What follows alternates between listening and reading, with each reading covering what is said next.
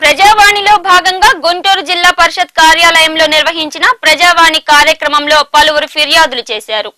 గ్రామాల్లో వారు ఎదుర్కొంటున్న సమస్యలను వారు విన్నవించారు. Additional joint collector DRO Nagababu బాధితుల నుంచి ఫిర్యాదులను స్వీకరించారు. గుంటూరు తక్కెళ్లపాడుకు చెందిన పలువురు వారిపై జరుగుతున్న అన్యాయాన్ని అధికారులకు వివరించారు.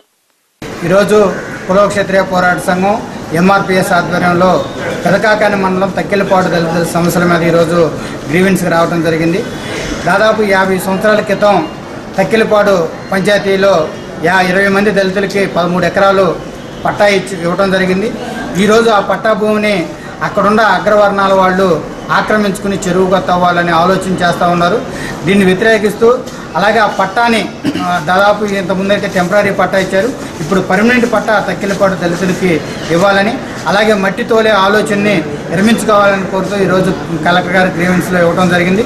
దీని మీద గ్రీవెన్స్లో ఇచ్చిన వెంటనే తహసీల్దార్ గారిని ఆర్డీఓ గారిని కూడా కలవమని ఆఫీసర్లు చెప్పడం జరిగింది.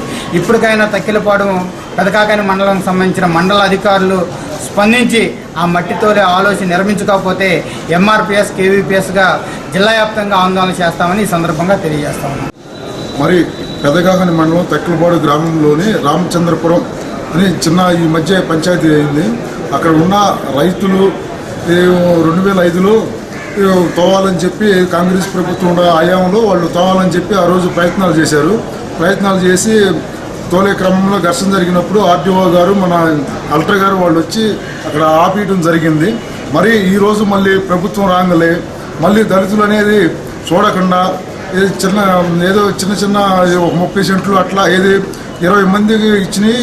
ఈ రోజు 50 మంది దాకా అయ్యారు. వాళ్ళు భాగాలు పంచుకుని 50 మంది వాటిలోనే ఒక 10 సెంట్లు 20 సెంట్లు ఆ రకంగా డివైడ్ చేసుకుని వాళ్ళు పంటలు పండించుకుంటున్నారు. కాకపోతే అక్కడ ఉన్న అగ్రవర్ణ భూస్వాములు కావాలని చెప్పి ఆ రోజు ఆ ప్రభుత్వం ఉన్నప్పుడు వాళ్ళకు అనుకూలంగా మళ్ళీ ఈరోజు ఈ ప్రభుత్వం రాగానే ఇది మాది మేము చెరువులాగా చేసుకుని మట్టి అమ్ముకోవాలని చెప్పి ప్రయత్నాలు చేస్తున్నారు.